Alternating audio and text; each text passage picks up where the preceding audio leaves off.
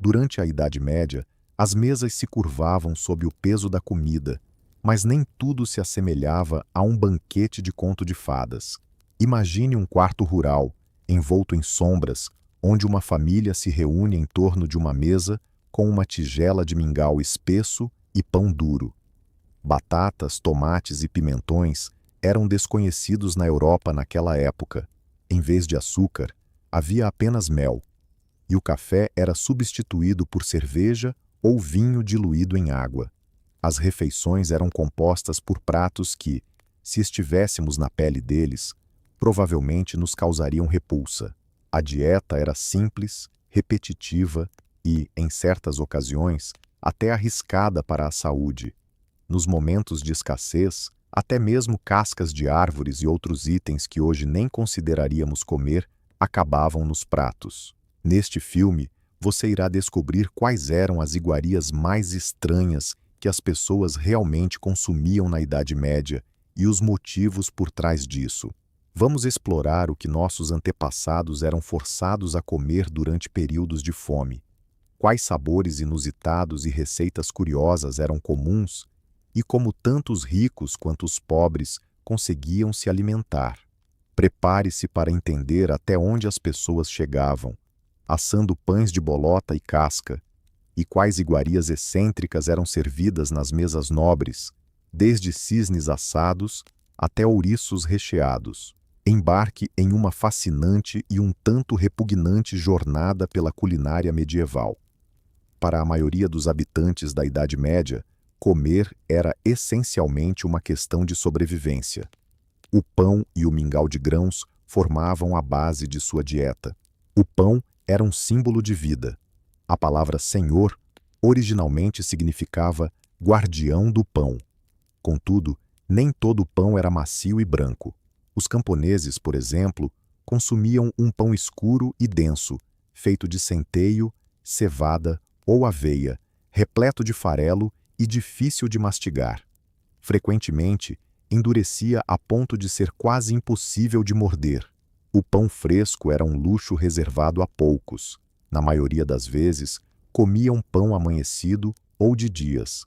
As fatias duras eram até utilizadas como pratos, chamadas de trenchers. Uma velha fatia de pão absorvia o molho e, ao final da refeição, era comida ou oferecida a mendigos e porcos. Quando a farinha faltava, qualquer tipo de substituto era misturado à massa: ervilhas, favas, cascas de árvore picadas ou bolotas moídas. Você pode imaginar o gosto amargo e adstringente, mas para um camponês faminto, aquele pão era uma verdadeira bênção. Além do mais, havia mingau e uma sopa chamada pote, que era uma mistura de grãos, leguminosas e vegetais cozinhando em um caldeirão sobre o fogo. Esse prato universal, uma papa espessa, incorporava tudo o que se tinha à disposição. De manhã, ao meio-dia e à noite, a mesma refeição. A monotonia da dieta era, por si só, cansativa. Imagine comer, dia após dia, mingau de aveia sem açúcar, levemente salgado, acompanhado de uma cerveja aguada. Isso nos pareceria uma punição hoje, mas o homem medieval se mostrava grato por ter algo no estômago. Os vegetais, como repolho, cenoura, cebola, alho e nabos, cresciam nos campos e jardins, mas as pessoas da Idade Média desconfiavam de frutas e vegetais frescos. Acreditava-se que as frutas cruas eram prejudiciais à saúde e, em alguns casos, até venenosas. Os médicos da época recomendavam cozinhar tudo muito bem. Assim, saladas eram praticamente inexistentes. As folhas de alface eram cozidas, as maçãs eram assadas e até mesmo os vegetais que apareciam no mingau eram cozidos até se transformarem em uma papa lamacenta. As vitaminas, é claro, desapareciam nesse processo, mas naqueles dias ninguém sabia nada sobre nutrição. Seguiam a filosofia dos 4 sucos, e a recomendação de evitar alimentos frios e molhados fazia total sentido. Assim, a maioria dos pratos apresentava uma textura pastosa. Vegetais crocantes? Jamais. Tudo era macio. cozido em excesso e sem sabor.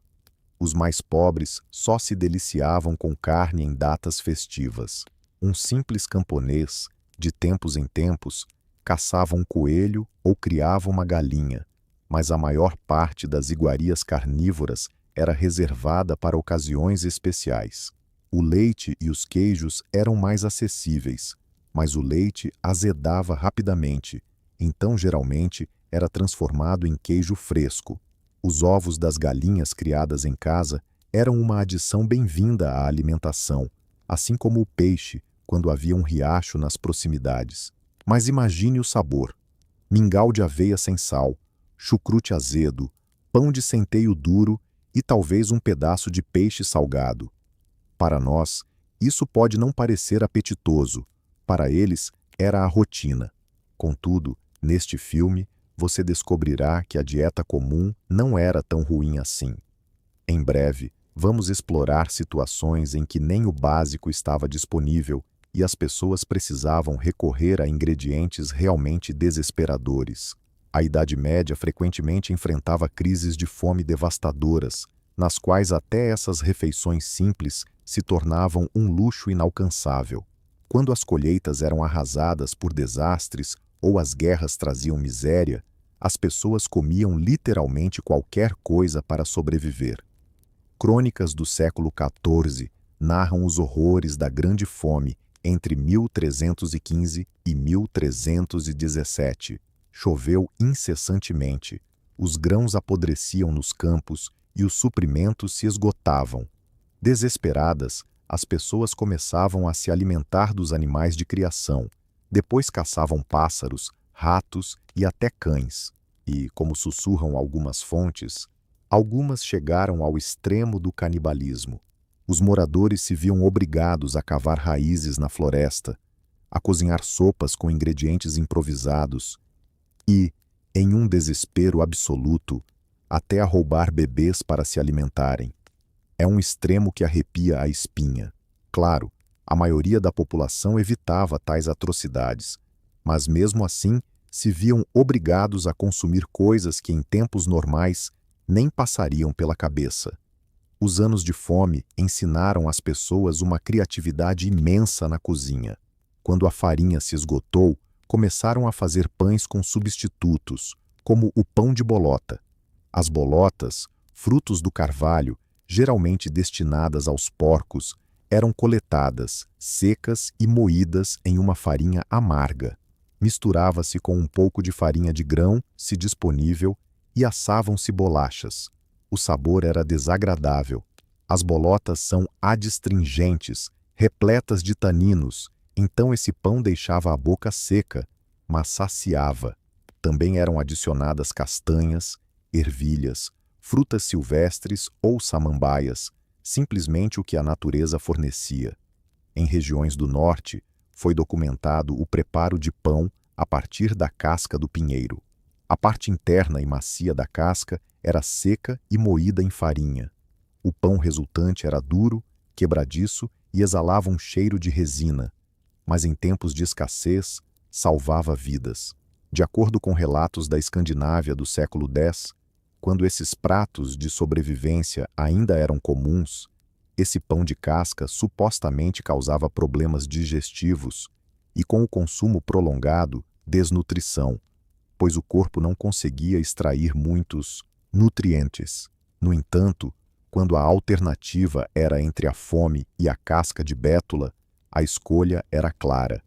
Além dos pães alternativos, as pessoas se alimentavam de frutas e plantas selvagens que normalmente ninguém tocaria. Raízes de samambaias, cardos, bolotas assadas, folhas jovens de árvores. Assim, as pessoas se tornavam involuntariamente vegetarianas e coletores. Na Irlanda, durante a fome, até mesmo musgo e glândulas de animais eram consumidos. Na Tchecoslováquia, há relatos de épocas de guerra em que os camponeses preparavam sopas com restos de cânhamo, sobras da produção de linho e até palha. Imagine uma panela fervendo com um punhado de palha e um pouco de lama. Situações tão extremas eram comuns. Durante os cercos às cidades, Até mesmo materiais como couro eram consumidos. Os cronistas narram como os sitiados cozinhavam tiras de couro, sapatos e selas, na tentativa de extrair algum alimento. A pele amolecia e se tornava mastigável. Embora quase não possuísse calorias, a sensação de ter algo no estômago poderia aliviar um pouco a fome insuportável. A escassez de alimentos também resultava em uma queda drástica na qualidade do que era consumido. Se alguém conseguisse reunir um pouco de grão, até os grãos estragados eram moídos. Assim, o pão passava a conter esporão, um cogumelo tóxico que se desenvolve nos grãos. O resultado eram intoxicações em massa conhecidas como o fogo de Santo Antônio, em que pessoas, após comerem pão mofado, alucinavam, convulsionavam e, em casos extremos, chegavam a morrer em meio a dores, como se estivessem sendo consumidas pelo fogo. Uma ironia cruel. Eles buscavam alimento, mas acabavam se envenenando com o próprio pão que deveria salvá-los. Em tempos de miséria extrema, tabus sociais eram deixados de lado. Animais, que normalmente eram vistos como impuros ou não comestíveis, acabavam no forno. Gatos e cães, que geralmente eram considerados exterminadores de pragas e protetores, durante a fome eram abatidos para servir de carne. Você consegue imaginar a situação em que a fome os levaria a assar seu próprio cachorro? Para os medievais, isso era uma opção desesperadora, mas documentada. Anos de fome levavam ao abate de animais abandonados para consumo. Há até relatos de que, em feiras, a carne humana era vendida secretamente, possivelmente proveniente de cadáveres ou, nos casos mais sombrios, de homicídios. Esses relatos sombrios revelam como os limites do que era considerado alimento se estreitavam quando a sobrevivência estava em jogo. Felizmente, tais extremos não eram o comum.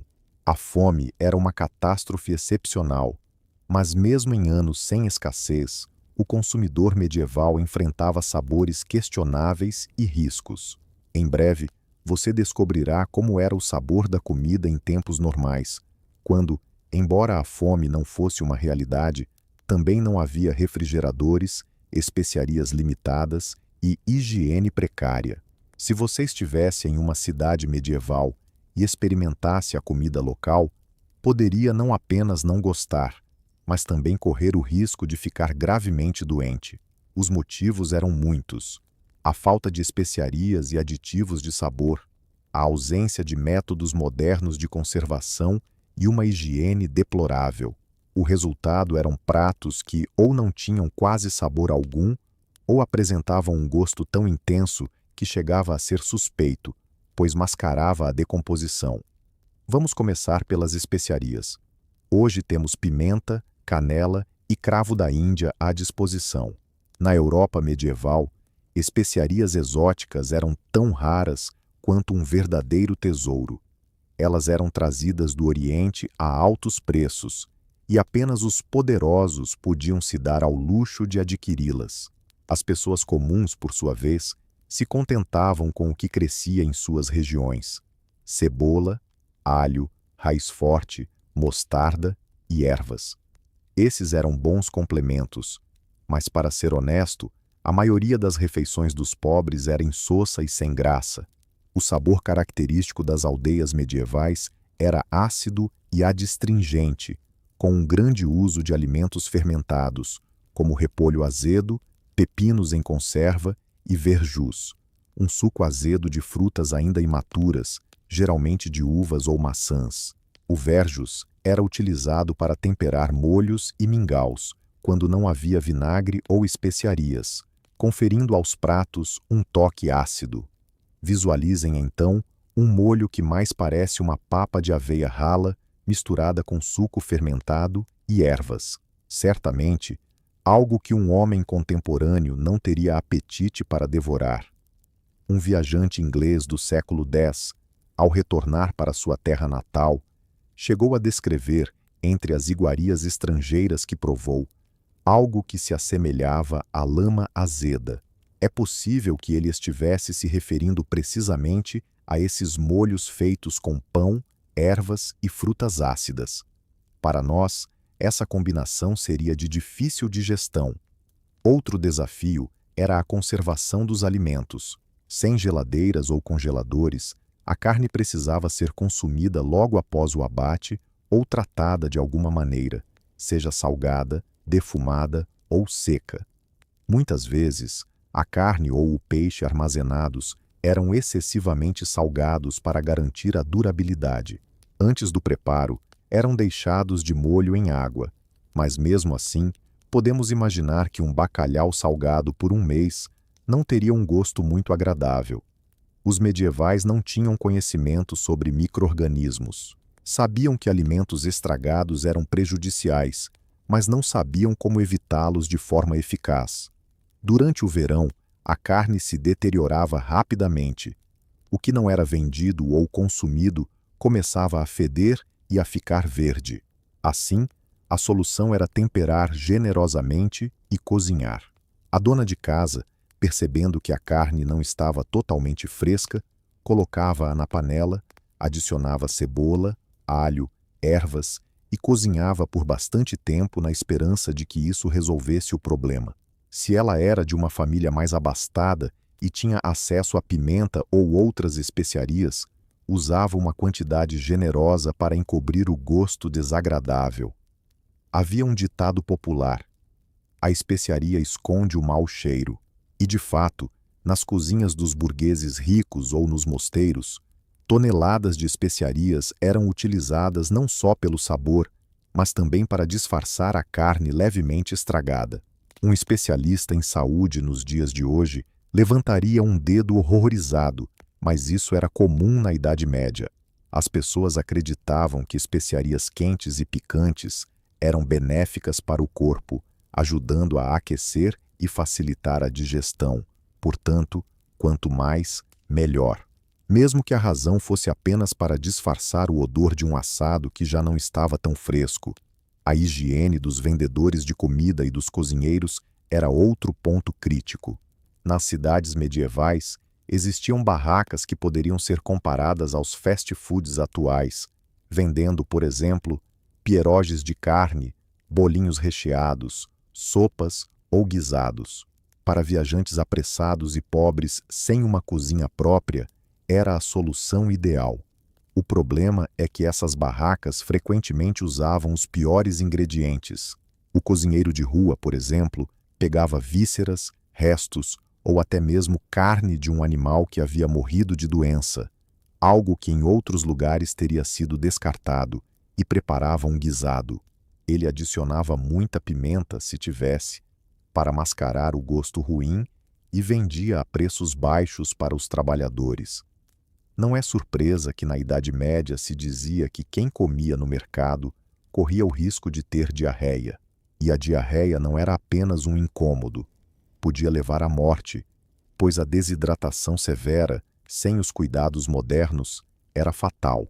Em Paris, existiam guildas e regulamentos para controlar a qualidade da comida de rua, e algumas crônicas mencionam que a guarda municipal confiscava carne estragada nos mercados, mas nem tudo era passível de controle.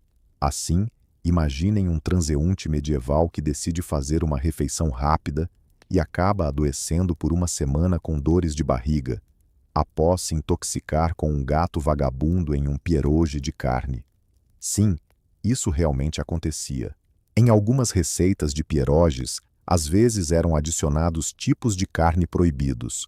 Na Inglaterra, um cozinheiro ficou famoso por moer carne de rato para suas tortas.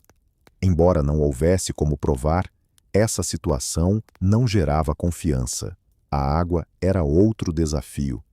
Nos dias de hoje, consumimos água da torneira sem preocupações, mas nas cidades medievais, ela frequentemente estava contaminada com esgoto. Beber água não fervida era um verdadeiro risco.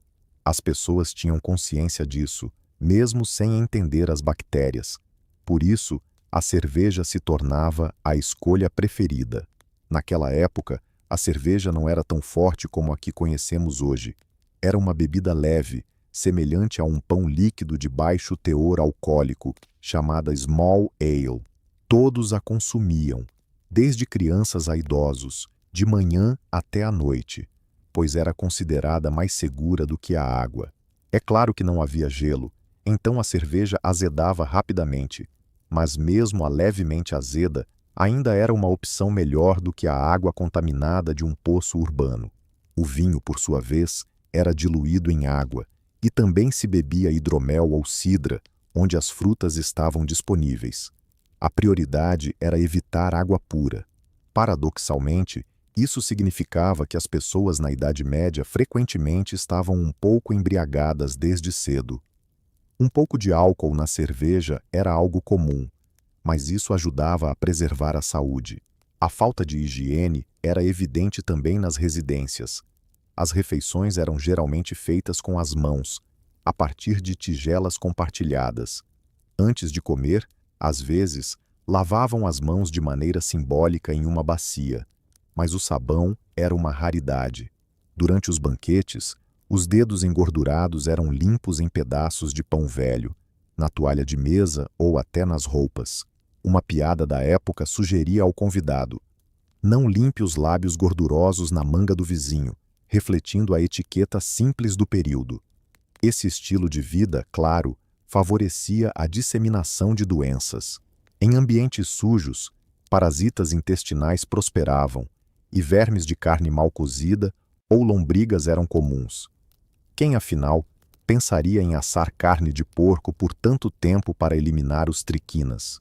Muitas vezes, a carne era consumida mal passada, se fosse fresca e de qualidade, pois acreditava-se que o cozimento excessivo destruía os nutrientes. Infelizmente, isso às vezes resultava em ingerir parasitas vivos. Na transição para a modernidade, entre o final do século XV e o XVI, surgiram registros de adulterações alimentares. Padeiros adicionavam giz ou ossos moídos à farinha para fazer o pão parecer mais branco e em maior quantidade.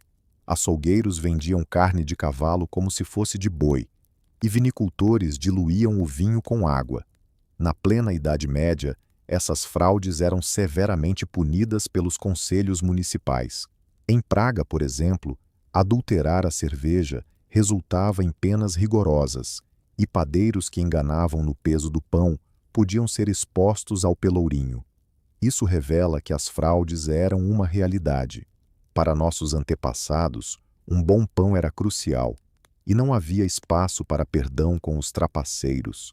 Acredita-se que é daí que surgiu o conceito do baker's dozen, onde o padeiro, para se proteger, vendia 13 pães em vez de 12, evitando assim acusações de engano.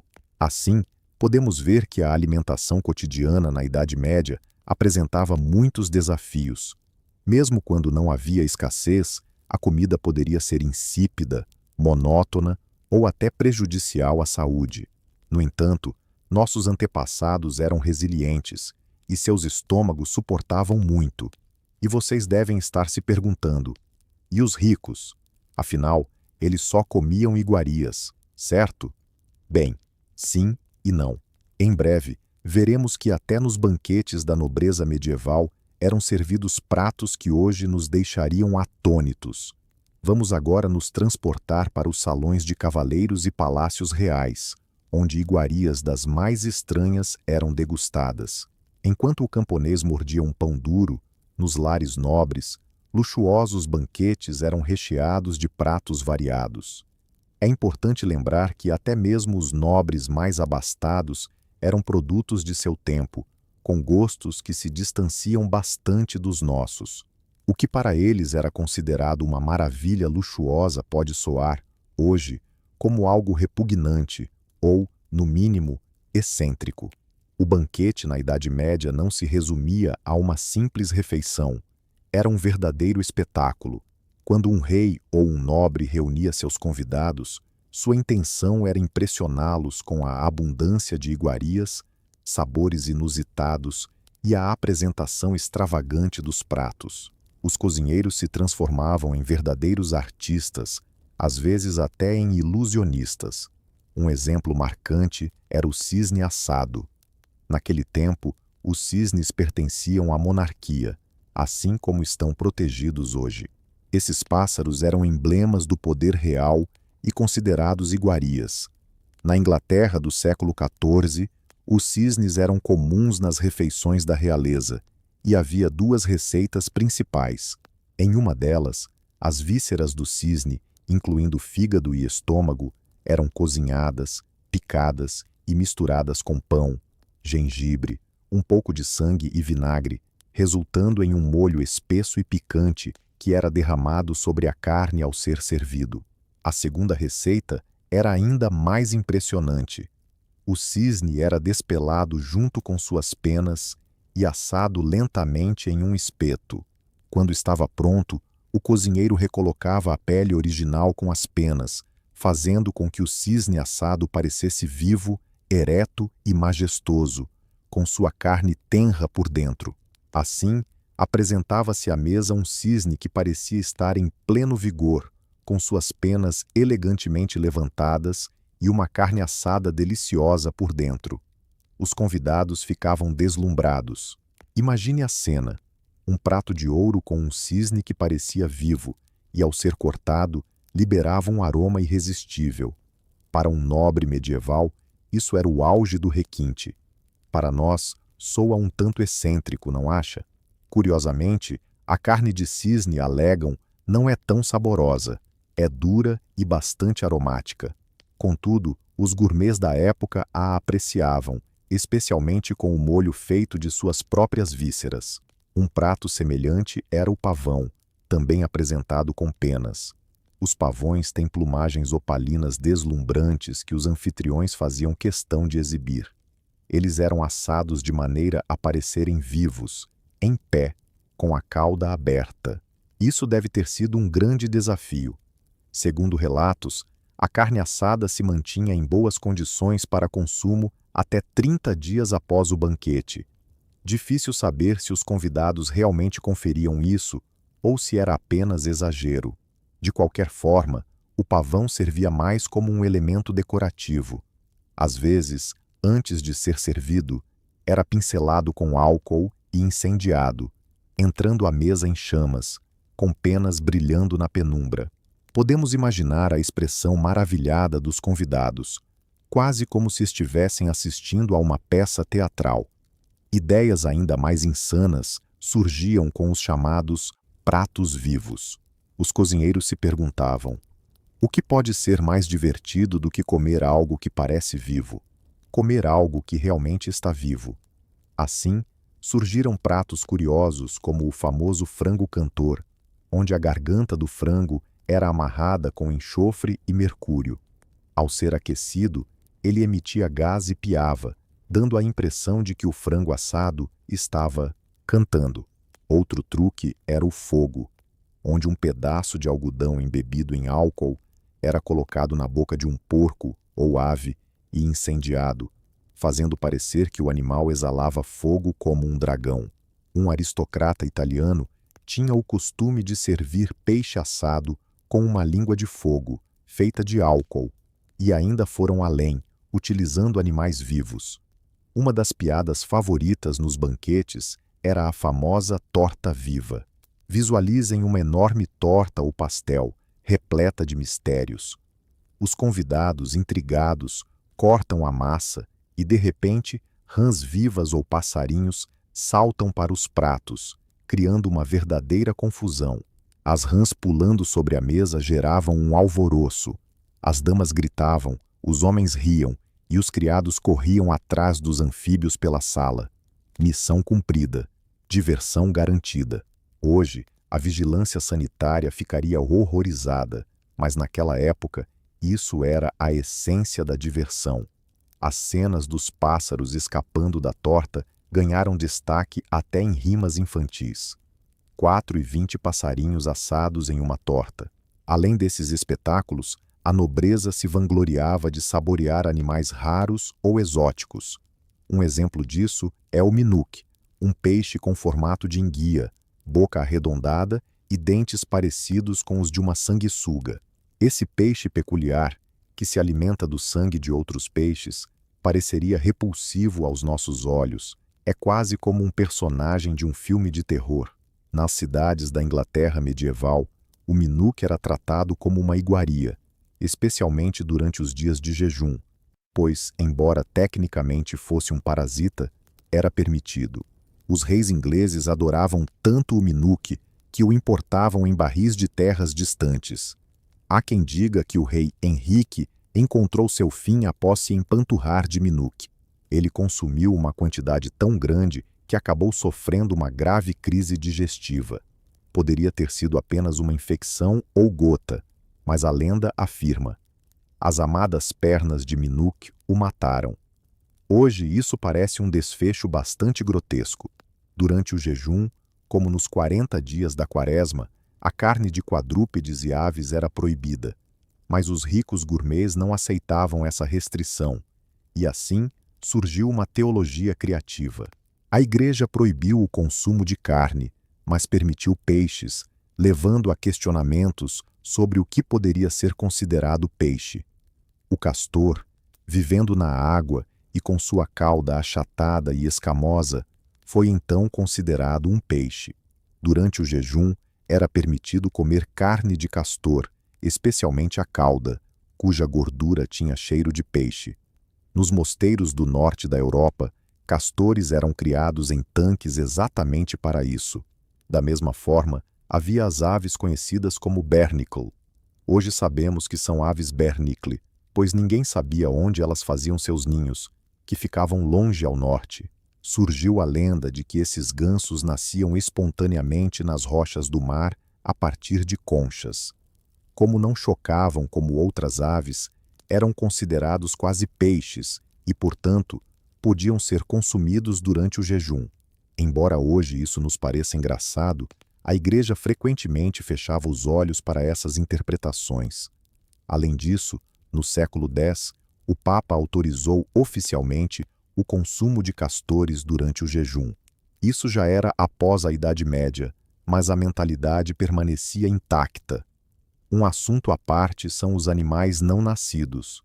Pode parecer surpreendente, mas fetos de animais ainda não nascidos eram considerados carne ambígua pela elite medieval. Por exemplo, os filhotes de coelhos retirados da barriga de uma fêmea grávida eram vistos como alimento de jejum, uma vez que ainda não tinham nascido no mundo, e, portanto, não eram considerados carne. Eram chamados de laurices, e os dignitários eclesiásticos ricos gostavam de diversificar seu jejum com essas iguarias. Imaginem a brutalidade. Matavam uma coelha grávida, retiravam dela pequenos coelhinhos nus e os preparavam em molho de vinho. Hoje, isso seria absolutamente inaceitável. Na época, era uma forma de quebrar a monotonia do jejum. Da mesma maneira, ocasionalmente consumiam fetos não nascidos de porcos quando matavam uma porca grávida. Os fetos não eram descartados, mas sim preparados como um petisco delicado. Afinal, por que jogar fora algo que pode ser saboreado? Como vocês já devem imaginar, a elite medieval não conhecia o conceito de nojo. Eles também se deliciavam com diversas vísceras que os camponeses eram obrigados a consumir por necessidade. Entre essas vísceras estavam os órgãos de porcos, corações, fígados e estômagos. Para os nobres, essas partes se transformavam em verdadeiros manjares. Um prato famoso dessa época era o amblespie, ou um patê de vísceras de cervo. Aqui poderíamos descrever como uma torta recheada com fígados, pulmões e rins de cervo envoltos em massa. Após as caçadas, enquanto a carne nobre do cervo era assada para o senhor feudal, as vísceras eram temperadas e preparadas em massa para os servos. Com o passar do tempo, os senhores começaram a apreciar essas iguarias e a se servir da torta.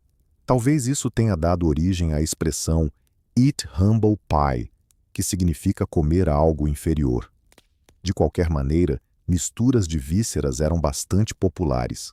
Nos países tchecos, havia uma sopa chamada pokrotsy, feita com todas as vísceras de porco que se podia imaginar, além de sangue, tudo engrossado com farinha de sêmola. O resultado era uma sopa de sabor intenso e coloração avermelhada, provavelmente Hoje em dia, não seria o prato ideal para um almoço de domingo, mas nossos antepassados adoravam. O haggis, famoso prato escocês feito com vísceras de ovelha, coração, fígado e pulmões cozidos no estômago, também remonta à Idade Média, uma forma de aproveitar rapidamente as partes do animal que estragavam mais rápido, evitando desperdícios. Temperado e misturado com aveia, resultava em um gratinado nutritivo e picante. Para muitos nos dias de hoje, isso parece impensável, mas para os escoceses continua a ser uma iguaria. Até mesmo os restos de alimentos tinham seu valor. Em antigos livros de receitas medievais, existe um prato chamado odpadky, que em inglês significa garbage. Contudo, não se tratava de lixo, mas sim de uma refeição feita com sobras de frango.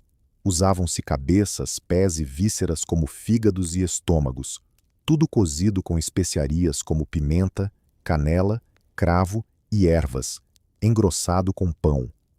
O resultado era um guisado escuro, feito a partir do que, de outra forma, teria sido jogado fora. Servido com vinho, vinagre ou verjuíce para um toque azedo, esse prato era, supostamente, um dos favoritos nas cortes reais. Não necessariamente para o senhor principal, mas para a baixa nobreza ou a chamada segunda mesa. Hoje, ao ouvirmos guisado de restos, provavelmente sentimos repulsa. Mas na Idade Média, os padrões eram bastante diferentes.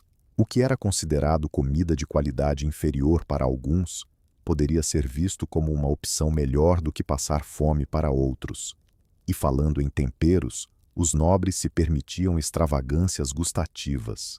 Com a chegada do açúcar mais acessível no século XV, a obsessão por doces começou. No final da Idade Média, já experimentavam combinações agridoce que hoje podem parecer estranhas. A carne servida em banquetes frequentemente era polvilhada com açúcar e acompanhada de molhos doces feitos de mel e frutas secas. Imaginem um frango assado, por exemplo, coberto com canela e açúcar. Isso era considerado uma iguaria. É claro que o açúcar era tão caro que apenas os mais ricos podiam se dar ao luxo, e por isso exibiam dentes negros como um sinal de status. Dentes escurecidos por causa dos doces eram um indicativo de riqueza. Para nós, isso pode soar repelente, mas naquela época, quanto mais danificados os dentes, mais nobre era a dama. E sobre as bebidas? Já falamos da cerveja. Os ricos se deliciavam com cervejas mais fortes e vinhos, mas às vezes se permitiam experimentar outras opções. Um belo exemplo é a cerveja de galo, uma receita inusitada para dar um toque especial à bebida. Comece com um galo inteiro, cozinhe até que fique bem macio e corte em pedaços. Misture a carne, os ossos, passas, tâmaras, além de uma pitada de noz moscada e canela. Coloque essa mistura em um saco de pano e mergulhe tudo em um barril de cerveja. Deixe infusionando por uma semana. Depois, transfira a cerveja para potes e armazene por um mês. O resultado?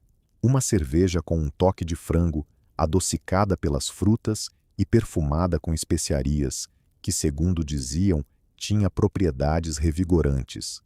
Era servida, por exemplo, para mulheres no pós-parto, ajudando na recuperação das forças. Mas quem, hoje em dia, teria coragem de experimentar uma cerveja de galo? Na Idade Média, porém, essas excentricidades eram fonte de curiosidade. E os animais que hoje vemos como pets ou pragas? Eles também faziam parte da mesa, às vezes por brincadeira, outras por necessidade. Gatos, por exemplo, geralmente não eram consumidos. A igreja desaprovava. Eles eram mais conhecidos como caçadores de ratos, ou, em alguns casos, como criaturas ligadas ao oculto. No entanto, existe uma receita de gato assado que perdurou na culinária medieval italiana ou catalã. O cozinheiro recomenda: comece com um gato macho. Corte a cabeça, mas não a coma, pois acredita-se que pode te deixar louco. Dizem que o cérebro do gato provoca insanidade. Depois, retire a pele e eviscere. Mas atenção! Não asse a carne imediatamente. Maríndia. Enterre por um dia e uma noite na terra. Para quê? Talvez para amolecer, deixá-la descansar ou, de certa forma, começar a se decompor. Após esse tempo, desenterre, lave e então asse em um canto ou cozinhe com alho. Supostamente, tinha um sabor razoável, mas era preciso superar a barreira psicológica de comer um animal que andava pela casa. Essa receita provavelmente não surgiu da fome. Quem se divertiria assim quando está com fome? Era mais uma peculiaridade para quem queria experimentar um prato inusitado. Um nobre poderia querer impressionar os convidados. Olhem, eu como um gato. O efeito no público era garantido. Outro prato curioso era o ouriço. Sim, aquele adorável ouriço do mato. Para os cozinheiros medievais, não havia desafios. Onde há vontade, surge uma receita. Livros de receitas da época mostram como preparar um ouriço assado. Primeiramente, corte a garganta do ouriço para deixar o sangue escorrer. Cuidadosamente, retire a pele ou, pelo menos, os espinhos e eviscere. Recheie como um leitão, costure, unte com banha e asse no forno ou na grelha até ficar dourado. Sirva com um molho de camelã, uma mistura doce e temperada de vinho, amêndoas e canela, ou envolva em massa e asse como um pierogi. Pode parecer inacreditável, mas era assim que se fazia. Talvez a inspiração viesse dos ciganos, que consomem ouriços até hoje, cobrindo-os com barro e assando na fogueira, fazendo com que os espinhos saiam junto com o barro. A carne do ouriço era vista como medicinal, com propriedades curativas que iam desde dores de garganta até a lepra.